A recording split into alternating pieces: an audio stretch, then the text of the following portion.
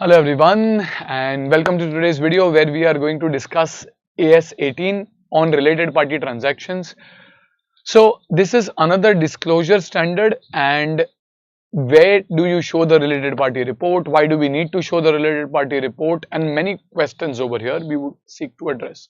First of all, this report is to be shown in the notes to accounts. It is also not a part of the core financial statements, like you have the balance sheet, profit and loss, cash flow statement are the part of core financial statements. Other than that, reports like the related party report, segment report if required, etc. will be shown in the notes to accounts. So this is one report in terms of placement will be shown in the notes to accounts, both in the standalone as well as consolidated if you are preparing the consolidated statements. Next, why do I need to show the report and who all are my related parties? What will appear in the report? See, the thing is, what might happen is when you transact with related parties, there is a possibility that you may transact at other than the fair price. No one is saying, you are not a court, you are not a government officer to judge whether the transactions are happening at fair price or not. However, you are an accountant. So your responsibility is to report the transactions which are done with related parties, and then the readers, shareholders, let them review and figure out whether the transactions have been done at fair price or not. Because it is possible that the promoters or interested parties might kind of divert the funds by doing transactions with related parties and the companies in such a way that the funds may possibly be diverted. Now, in order to have adequate oversight on these key people or key companies who have the ability, the power, the influence, etc., to affect our fair pricing, there is a related party report, which report says that you will have to outline the name and the nature of relationships with each of the related party, and then the transactions as well as outstanding balances during the year with those related parties. Now, generally from an exam perspective, I've never seen a related party report coming per se in the exam, but for you to identify whether a particular party is related or not, that is something which is quite important. And then they will give you some small cases where they will say and ask your view on what should be the adequate reporting if required. So first we look at related party transactions. Remember, you have to do related party report irrespective of whether the transactions are happening at fair price or not. There will be many questions where the accountant will come and tell you that there have been transactions happening during the year, but they have happened at normal selling price, and hence the accountant believes that you should not be disclosing it. We will say no, we have to still disclose it whether they are at normal selling price or not. Sometimes the accountant will say that the transactions are very small, immaterial in amount. We will say still the fact that they are happening with the related parties, they are treated to be material and a disclosure has to be given. So over here, a related party report will have two parts. It is to be shown in the notes to accounts, and it will have two parts: name and nature of relationships and the transactions and outstanding balances with each parties. Now, for you to prepare this report, you need to figure out who all are related parties. So first, entities where you have control, that is your subsidiaries including your sub-subsidiaries, or entities who control you like your holding company or your ultimate holding companies, or entities which are under common control like fellow subsidiaries or co-subsidiaries. All of these entities are treated as related parties. So first, entities where there is a control relationship: holding, subsidiary, even fellow, that is co-subsidiary. So there's Tata Sons at the top, TCS, Tata Consultancy Services, Tata Steel. They are both controlled by Tata Sons, and thereby we will say that they are fellow subsidiaries, co-subsidiaries, related parties. And at the same time, sub-subsidiaries, like you have A, below A you have B. Let's say there is 100% stake that A has in B, and B has another subsidiary where it has an 80% stake. And hence these are, for A, C is a related party, for C, A is a related party.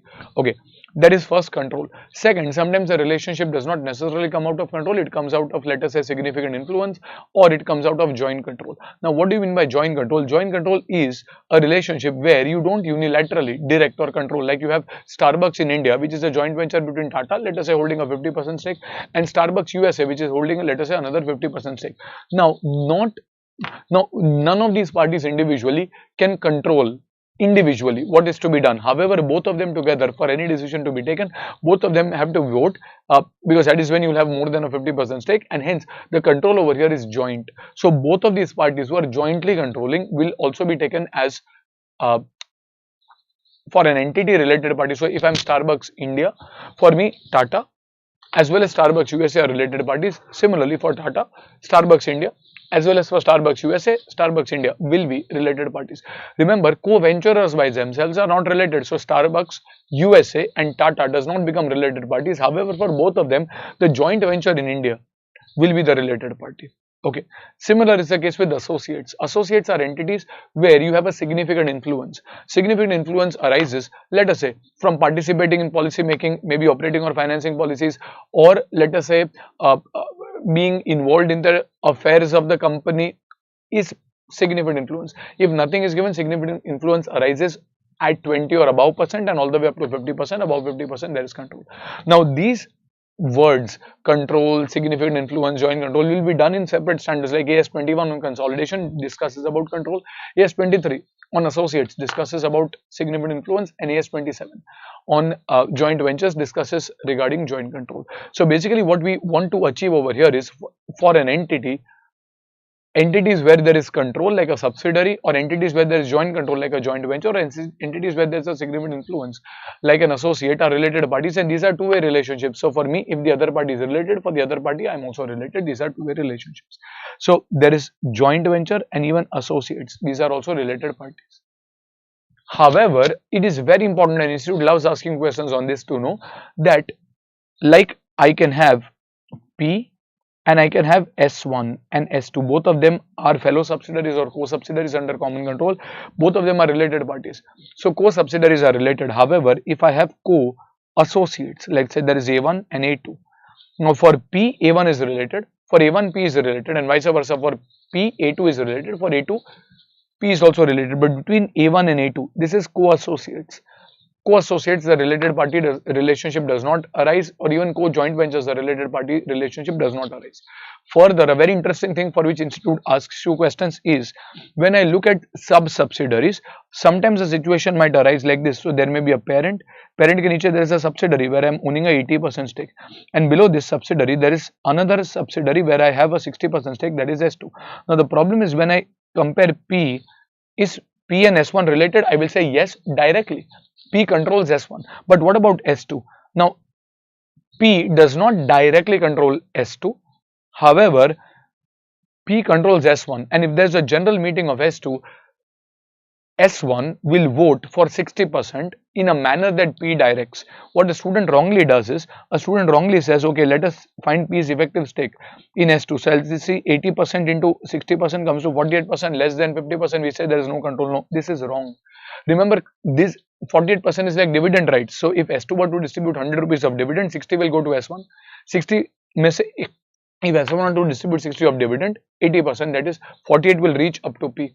However, that does not really mean these are just dividend rights. Control comes from voting rights.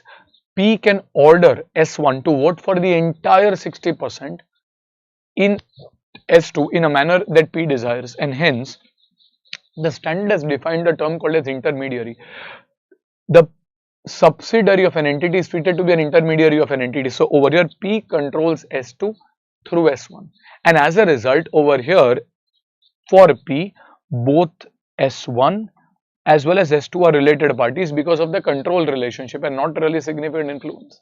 Similar thing can arise where P is, for example, having S1, and S1 ke niche it is having, let us say, another company called as A2. So there is P ke niche there is an 80% stake, so there is S1, and S1 ke niche there is a 30% stake, that is A2 or A1. Is P having significant influence in A1? Yes, indirectly through its subsidiary. Remember, parent and subsidiary are treated to be one and the same, and hence we can say that if P is having control over S1, by virtue of having control, I can order S1 to vote for the entire 30% in a manner I like, but 30% gives me significant influence, let's say indirectly. So over here, this is also, so over here for P, both S1 as well as A1 are related parties. Now where will you make a mistake? If there is P has A1 30% stake, and A1 has another company A2 where there is a 40% stake.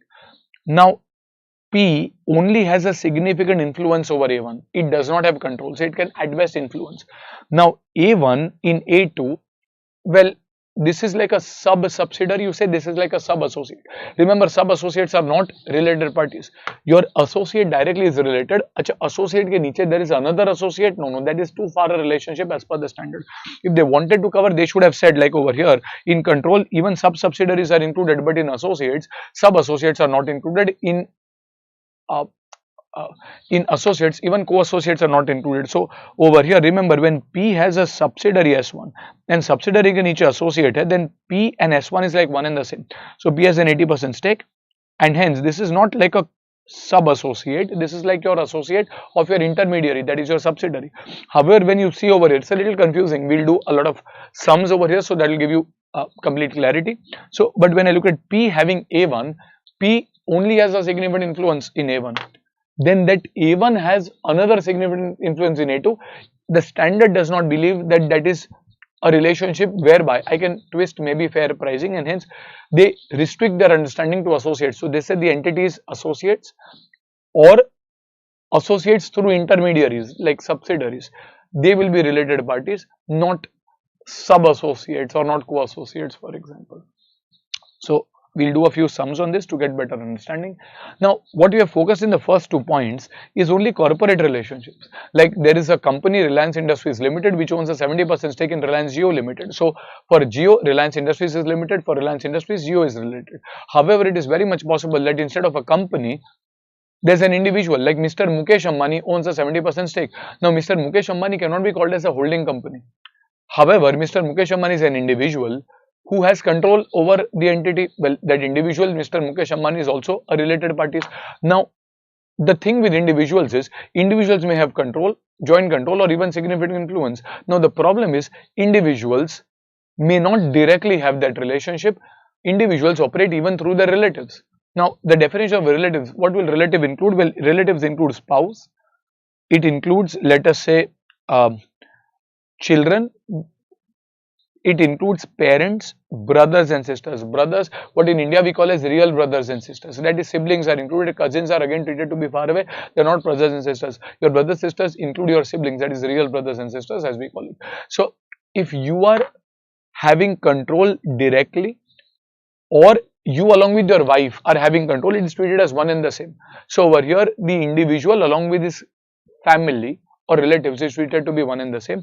So point 3 has similar things as point 1 and 2, where individuals along with their relatives who have control or joint control or significant influence are related for that entity, and vice versa. So individuals along with the relatives who control, jointly control, or significantly influence will be related parties. Now, the problem over here is in point 1, 2 and 3, we are only and only focusing on shareholder relationships, that is ownership relationships.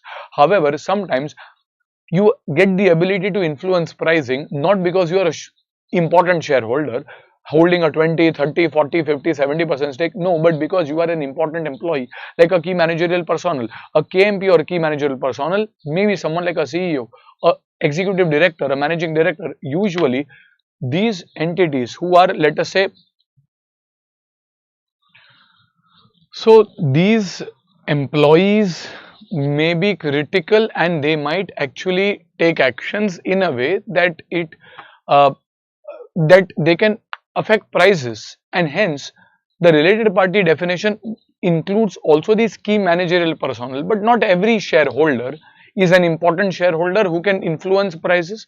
Maybe I just hold 5-10 shares, that does not mean I am a related party. In a similar, every employee of a company also cannot influence prices, and hence only the key managerial employees. Now, who are the key managerial employees? The standard says that these are employees who are engaged in planning, directing the affairs of the organization, not people who are just engaged in day-to-day operations like accounting, receptionist work, etc. I should be involved in policy making, maybe financials, operating policies that I'm making, like a CXO level, I would say. CXO would be CEO, CFO, COO, if it's a technology company, CTO, if a newspaper company or a publication chief editor, etc. These are function heads, which are also related parties, but again, these are individuals, and hence what will happen is if the company does a transaction directly with these individuals, it will be caught in the related party purview, and hence we will have to give a disclosure. So what they would do is, if they want to do a transaction, maybe do it along with their relatives, and hence the standard also over here says key managerial personnel along with their relatives are taken to be related parties. So over here, key managerial personnel, that is KMP, along with their relatives. So KMP along with the relatives, we can say, are treated to be related parties. Okay, this is point number 4. Now when you look at point number 5, for the related party definition, what does point number 5 say? It says that sometimes what might happen is an individual now is a little trapped. If the entity does a transaction with the individual, it comes in the related party purview. If it an entity does a transaction with the relatives of the individual, it is still under the related party purview. However, what the individual can do is he can set up a company, a firm, an entity basically where he has a control, joint control, or a significant influence, in which case that is not a relative. And hence we can say that if a company is doing transaction not with the individual directly, not even with the relatives of the individual, but with another entity, where that relevant individual, who is that relevant individual, either a KMP or an individual who has control, joint control, or significant influence over the reporting entity. If your reporting entity does a transaction with another entity who is controlled, jointly controlled, or significantly influenced by that individual, that is also a related party transaction.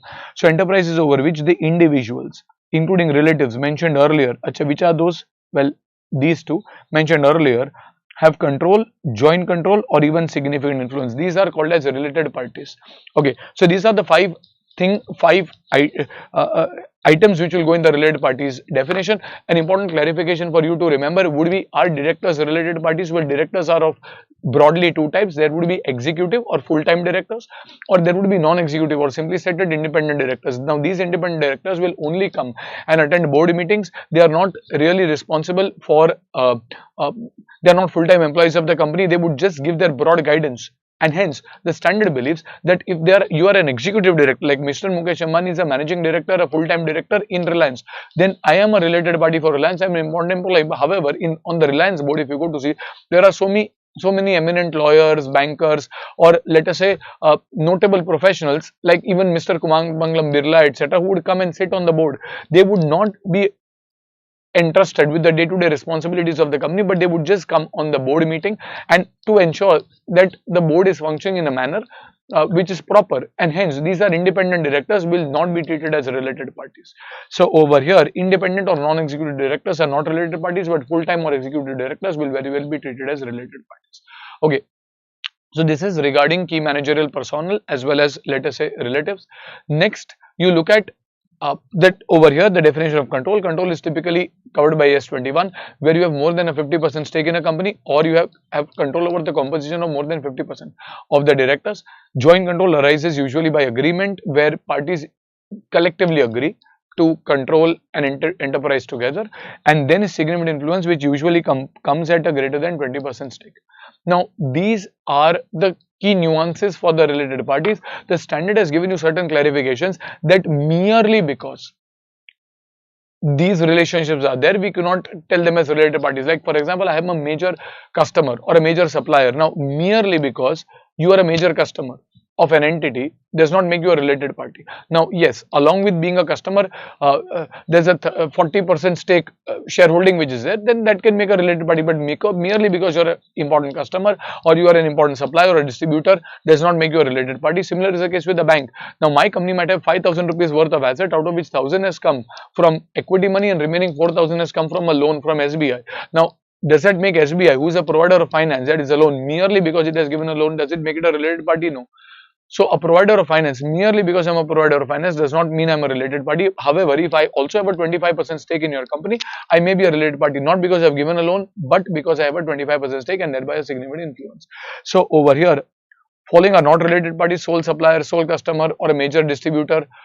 Second, providers of finance like a bank, financial institution, etc., and trade unions. So when you look at a trade union, for example, a trade union is not treated to be a related party. Further, a clarification that the institute gives over here is there may be cases where there are two companies where you have common directors, but these directors are common because of their individual professional capacity. There is no intercompany relationship per se, merely because you have some non-executive or independent directors who are common. So over here, companies which merely have common non-executive or independent directors are not related parties.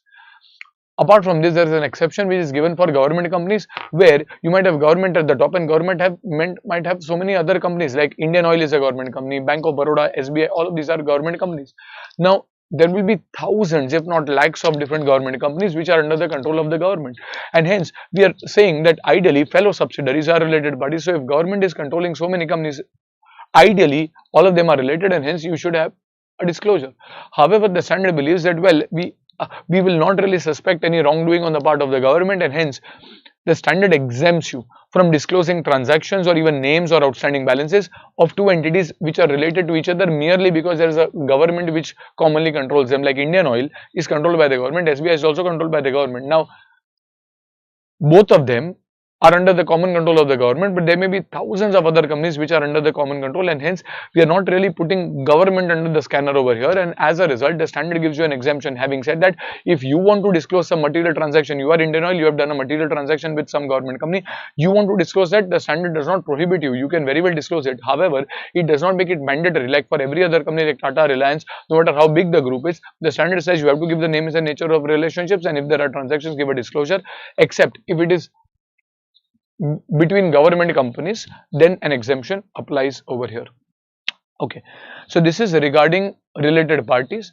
Next, you go to the related party report. In the related party report, we said we have to show the name and the nature of a relationship. Okay, remember, a related party is a related party if there was a related party relationship at any point during the year. It is very much possible that you acquired control or significant influence in a company on 1st May, and you gave up control or significant influence by, let us say, 20th February. So you had only during the 10 months, you had it. By the end of the year, there's no control, no significant influence. However, you will still be treated as a related party because there was a related party relationship at any point during the year, during 10 months. So be it. So I will give the name and the nature of relationships and later give disclosure of transactions as well. But while giving the disclosure of transactions, I will give disclosure of transactions in the related party report only for those 10 months when the related party relationship was in existence. This is one of Institute's favorite adjustment where it will tell you that I acquired significant influence in one of the companies, but I held it only for 1 or 2 quarters and then I gave up the significant influence. But the business dealings continue even after I've sold a stake. Should I give disclosure for the entire year? The answer is no. You will give disclosure only for that part of the year when the related party relationship was in existence, at least in the related party report. Okay, so over here you have to give the name and nature of relationship. Remember, for entities where there is control like a subsidiary, parent company, etc., you will have to give the name and nature of relationship irrespective of whether there have been transactions during the year or not. However, for other relationships like a joint venture, associate, KMP, etc., you will give the disclosure of name and nature of relationships only if there were transactions during the year. Only if there is transactions during the year. Now, in the second part of the report, I have to give the details of transactions and outstanding balances. Transactions may be incomes like sales, can be expenses like purchases, can be assets given, assets purchased, loans given, loans repaid, whatever. They can also include transactions which are not appearing in the P&L or balance sheet, like guarantees given. A parent giving a guarantee on behalf of the subsidiary is also a transaction which is a related party transaction, and as a result, over here all transactions and then all outstanding balances like debtors, loans, etc., which are outstanding at the end of the year should be disclosed. So Institute usually does not ask you the related party report. However, it asks you some questions based on these key points of understanding, that when will you be a related party if there was a relationship at any point during the year, and transactions should be disclosed for the period when the related party relationship was in existence. Okay, next you have let us say disclosure of the transactions need to be given irrespective of the fact that they've happened at normal selling price or not. You need to give a disclosure irrespective of whether they happen at the normal selling price or not. Okay, next you have, let us say, two other things where they say that in related party report you can show company wise, or if you have a lot of companies you can group them up and you can show them, let us say, even group wise. So you have associates, subsidiaries, joint ventures, etc., you can group it. Having said that, if there are any material transactions, usually there are transactions which are more than 10% of the overall transactions with a single party, you can give a separate disclosure as well. Having said that, that is not really important from an exam perspective. What comes in the exam and you will see largely is two categories of questions. One, they will give you a corporate structure and tell you to identify if there is a related party relationship. Second is they will give you a small cases and they will tell you whether a particular transaction is a related party transaction or not. We will review that in the context of sums. You see over here in LDR, we have actually mentioned quite a few sums. It is because each of them cover a separate type of relationship. Per se, Institute may not necessarily ask you all of them together. However, maybe they can club one or two relationships and require you to solve for the same. So let us review the questions now. Question number 1. Sun sold goods for 50 lakhs to Moon during the financial year ended 31st March 17 at the normal selling price. So be it. Higher than normal, lower than normal, does not matter. Followed by Sun. The managing director of Sun holds 75% shares of Moon. So when I look at the managing director of Sun, he is a related party, and he owns 75% of Moon, and hence Moon also becomes a related party. So there is an MD who is a KMP of Sun and thereby a related party. The same MD owns 75% of Moon, and hence under clause number 5, that is enterprises over which KMP or other individuals who are designated have control, joint control, or significant influence will also be related parties. So the transactions between Sun and Moon, if any, will be related party transactions, and Moon will be shown as a related party for Sun. The chief accountant of Sun contends that the sales do not require a different treatment for other sales, and hence no disclosure is necessary as per the accounting standard. That contention is wrong. You are required to examine whether the contention of chief accountant is correct. No, it is wrong. In fact, a disclosure has to be given where Moon is a related party, that is enterprise over which a KMP of Sun has control, and the transactions between Sun and Moon of this 50 lakhs have to be shown as a disclosure in the related party report. So this is question number 1. Question number 2. SP Hotels enters into an agreement with Mr. A for running of its hotel for a fixed return, like this is for a fixed salary, payable to the latter every year. The contract involves day-to-day management of the hotel, while all financial and operating policy decisions are taken by the board, which means Mr. A is not a key managerial personnel because he does not take the financial or operating policy decisions. It is taken by the board. Mr. A is just like a receptionist or kind of a manager in a hotel. Mr. A does not own any voting power, so he does not even have any stake in SP Hotels. Would he be considered to be a related party? Answer is no. KMP refers to those individuals who are responsible for planning, strategizing, directing the financial or operating policies. That is not the case for Mr. A. He does not even own any stake, so he cannot be said to have control, joint control, or significant influence, and hence Mr. A is not a related party for SP Hotels. Then you go to question number 3. The following transactions, as you can see, this is an exam question. Following transactions are disclosed. As on 31st March 18, Mr. Sumit, a relative of the managing director, received remuneration of 2,10,000 for his services in the company for the period of 1st April 17 to 30th June 17. So remember, a relative of a managing director is also a related party. So Mr. Sumit is very much a related party because he is a relative of a KMP. He left the service on 1st July. Should the relative be identified as a related party? The answer is yes. And as on the closing date, for the purpose of AS18, very well yes, and hence the transactions, at least for the first 3 months, when there were transactions, should be disclosed. But otherwise, he is very well a related party because a relative of a KMP, key managerial personnel, is a related party. Next, goods sold amounting to 50 lakhs to associate companies during the first quarter ended on 30th June. Definitely, it's a related party transaction because associate is a related party. After that, the related party relationship ceased to exist. However, goods were supplied as it was supplied to any other ordinary customer. So let us say you kept on supplying 50 lakhs of goods for each quarter.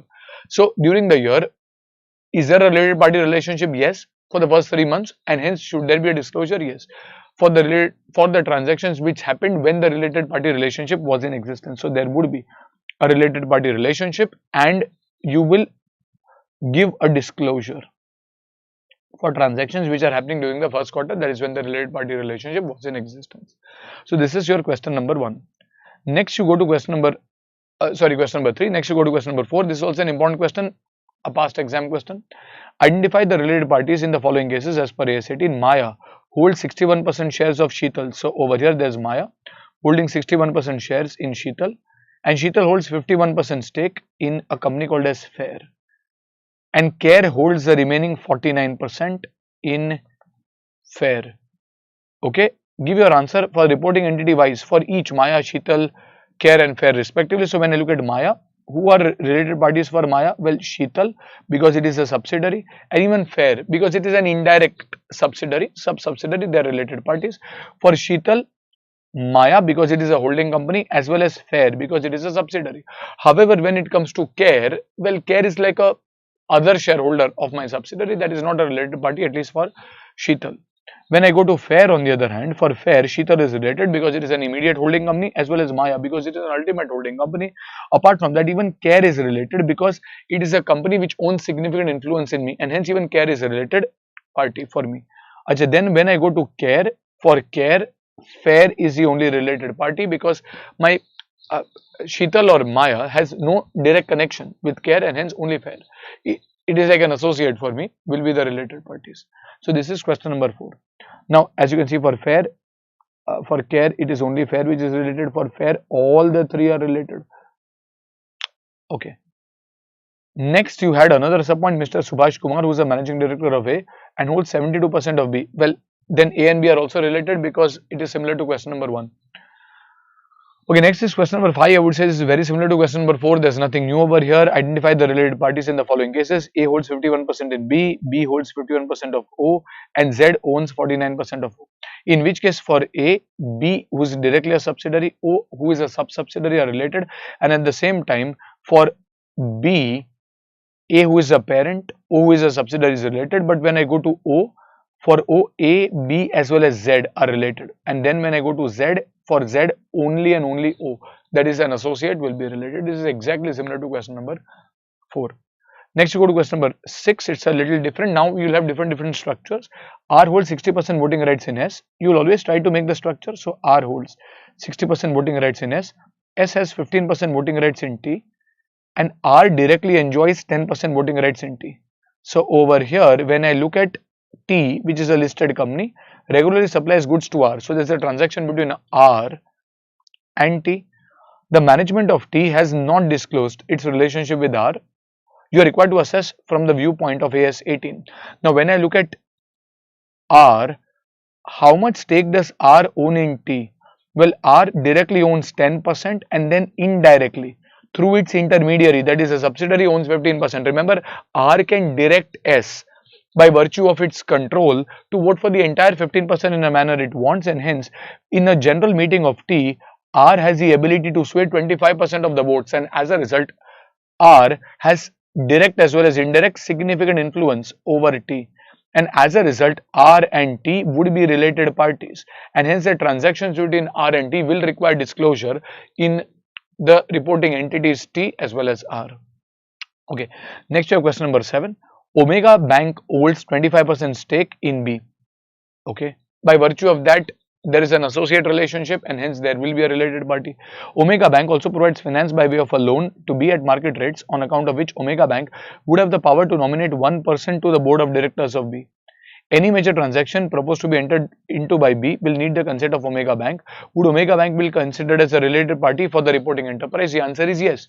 But due to which reason? Because they have provided loan? No. Because they can nominate a director by virtue of that? No. Because you need permission? No. But because you have a 25% stake. So if the first line is cancelled, then Omega Bank is a mere provider of finance, and a mere provider of finance is not a related party. However, because of the first line, you are not just a mere provider of finance, but you also have a 25% stake, and hence there would be a related party relationship by virtue of the 25% stake, not due to any other reason. Okay, so this is question number 7. Next you go to question number 8. A has two associates, B and C, and owns 25% of the voting power of B and 30% of the voting power of C. So you have A owning 25% as well as 30% of B and C. Okay, would B be considered to be a related party for the purpose of C?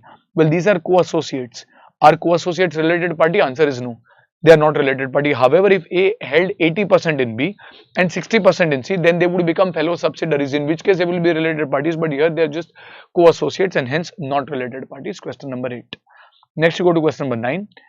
In case a scenario where there is A holding a 60% stake in B, A also owns a 22% stake in C, and B holds 30% voting in C. Now this is a little similar, I would say, to question number 6. Would C be treated as related party to A? Well, when I go to C, A holds directly 22% stake, and other than that, by virtue of having control over B, it indirectly controls 30%, and hence in a general meeting of C, 52% of the votes are swayed by A, and hence A has control. So A controls C, and hence there is definitely a related party relationship. Okay, next you go to question number 10. X holds 28% voting rights in Y. Perfect. So both of them are related because of significant influence. So Y is an associate of X. Y, in the above case, Y is an associate of X and Y is a related party. That's fine. Further, Y owns 32% in Z. Now this is like a sub-associate. Now the question will be, for X is Y related? Yes. For Y is X related? Yes. But for Y, even if is Z related? Yes. For Z is Y related? Yes. Now the problem is, between X and Z, is there a related party relationship? The answer is no. Remember, if I look at X and Y, there's an associate relationship. Associate ka associate is a very far relationship, and hence that is not covered by the standard. Sub-subsidiaries are covered, sub-associates are not. Since Z is an associate of Y, Z is also a related party to Y, that is right. The question is whether Z is to be treated as per AS18 a related party for X. The answer is no. No, because I don't have even an indirect significant influence over here in Z. Okay. Next, you have question number 11. I have made a few changes, probably a few items were not correctly printed here. So, consider the following organizational structure. So, P had 80% stake in Q, related. Q had 60% stake in R had 65% in X, Q had 80% in S had 70% in Y. Given the above structure, identify the related party relationships if R is a reporting entity. So, over here, the entire working is to be done, let us say, for R and R only. So, when I look at R, well, for R, who all are related parties? Well, as a holding company, I would say Q is related, and above that even P is related, because ultimate holding companies are also to be related parties. Now, when I look at subsidiaries, within subsidiaries, X is related because that is a company over which there is control. And then when I look at S, the question is fellow subsidiaries related? Yes, sir, but you said co-associates are not. These are not co-associates, these are co-subsidiaries, fellow subsidiaries, entities which are under common control, and hence over here co-subsidiaries or fellow subsidiaries of S as well as Y. Sir, students usually answer S correctly, but they kind of falter in Y. Remember, Y is also an entity which is indirectly controlled by Q. I say every entity which is controlled commonly by the same entities. Y is also indirectly ultimately controlled by Q only, and hence even Y is related. So, all of these entities that you see in this chart are related parties for R. This is question number 11. Next, you go to question number 12. Okay, while doing this question, remember, any relationship that you have, let us say, through your subsidiary is related because subsidiary is a valid intermediary. So, consider the following organization structure for UH, the ultimate parent company of the group, where UH has made the following investments. Investments in two wholly owned subsidiaries, that is subsidiary 1 and subsidiary 2, investment in JC1 which has joint control, and 20% investment, let us say, in associate 1. So, there is a 20% investment in associate. So, you have UH, then UH is holding 100% in sub 1, 100% in sub 2, then there is joint control JC1, and there is an associate. Okay, given the above structure, identify the related party relationships for each of the above entities. A very typical type of question that the institute asks. So, when I look at UH, for UH, subsidiary 1, subsidiary 2, joint control as well as associate 1, all are related. But when I look at subsidiary 1, for subsidiary 1, UH is definitely related. For the subsidiary 2 is also related because these are co-subsidiaries. Fellow subsidiaries are related, but then JC1 and associate 1 are not related, because remember, what you are saying is if I have control or joint control or significant influence, but over here that should be through a subsidiary. Now, a subsidiary cannot order UH to do something for the associate. It cannot order a parent, and as a result, the standard over here said that, well, if UH, which is a parent, has a subsidiary and subsidiary as an associate, then that is related party for the parent. However, subsidiary ke liye, these two, JC1 and associate, are not related. Now, when I look at JC1, for me, only UH is related. Even for associate 1, only UH is related. So, these are my related party relationships. Next, you have question number 13. There are a few images which are there even in the study material. Consider a scenario where Mr. Robert holds 70% voting rights in P. So, Robert is definitely a related party of P and has control. Now, Mrs. Andy, who is the spouse, I think they will mention who is Mrs. Andy. She is the spouse of Mr. Robert. Is she a related party for P? Yes, because relatives of an individual holding control is also a related party. Okay, next you go to question number 14. Consider a scenario where Mr. Robert is a managing director of P. Andy, who is the spouse of Robert, receives a remuneration of 5 lakhs from P. Now, is she a related party? We have just said yes, she is a related party. For the services she rendered to P for the period 1st April to 30th June. Andy left the services of P on 1st July. consider 31st March as the year end. So the question is, will the remuneration given to Mrs. Andy, who is a spouse of Mrs. Robert, be a related party transaction? Yes. And hence it has to be disclosed. Sir, but it was only for 3 months, so be it. She is a relative of a KMP, and relative of a KMP is a related party. Any transactions with a KMP or his relative will be shown as a related party transaction, and hence there would be a disclosure. So Mrs. Andy left on the 1st July, that so be it. So there would be remuneration in the first 3 months that will be shown as a related party transaction. Okay, whether Andy is to be identified as a related party, answer is yes for the purpose of AS 18, and a disclosure should be given. Now question number 18 is similar to that Omega Bank question. Question number 7. Consider a scenario where UK Bank holds 23% of the voting rights in P, which means UK Bank is a related party. The bank has provided a loan of 20 million at market interest rate, so be it, that does not make it a related party per se. As per the terms and conditions of the loan agreement, bank has appointed one person as its nominee to the board of directors of P, and any major transaction to be entered into by P will require consent of the bank. All of these do not make this a related party transaction. There has to be, for example, there has to be transactions like provider of finance, that does not make it a related party, but because there is a 23% stake, this makes them related party. So the question will be, is UK Bank a related party? The answer is yes. Why is it a related party? By virtue of holding this 23% stake. Okay. Next we have question number 16. Consider a scenario where P, this is similar to question earlier that we have done. We'll quickly review these questions which are similar. Most of these questions, except for, I'll just kind of brush through them, except for I think question 21 are similar questions now. P holds 22% stake in Q, and Q is an associate of P. On 1st April, P sold certain goods at 5 lakhs. On 30th April, P sold its entire 22% stake in Q, and hence related party relationship ceased. However, P continued to supply goods to Qs even subsequent to 30th June like any other customer, and sold another 15 lakhs worth of goods. Consider 31st March at the year end. Will there be a related party transaction? Yes, but that is only for the first 3 months, that is worth 5 lakhs, because that is when the related party relationship was in existence. Question number 17 is similar to 1, where Narmada sold goods of 90 lakhs to Ganga during 31st March, and managing director of Narmada holds 100% stake in Ganga, and hence Ganga and Narmada are related parties because there is a KMP, that is a managing director, who is holding control, and hence transactions between them should require disclosure. Okay, then you have question number 18. Mr. Raj, who is a relative of KMP, received remuneration of 2,50,000 for his services for the period of the first 3 months, and on 1st July he left the service of the company. However, because he is a relative of the KMP, he is a related party, and hence transactions during the first 3 months should be disclosed. Should the relative be identified as on the closing date as a related party? Answer is yes. Okay, next we have question number 19. X sold goods to its associate company during the first quarter ended 30th June. After that, the related party relationship ceased to exist. However, goods were supplied like to any other ordinary customer. Now, this is similar to the earlier questions where you will disclose transactions which have happened when the related party relationship was in existence, and hence for the first 3 months you will give a disclosure. Then you have question number 20. First, A enters into an agreement with Mr. Bhola for running a business for a fixed amount payable each year. The contract says that Bhola has to manage day-to-day affairs, while all financial and operating policy decisions will be taken by the board. So is Bhola a related party? He does not even have any voting rights. The answer is no, not a related party.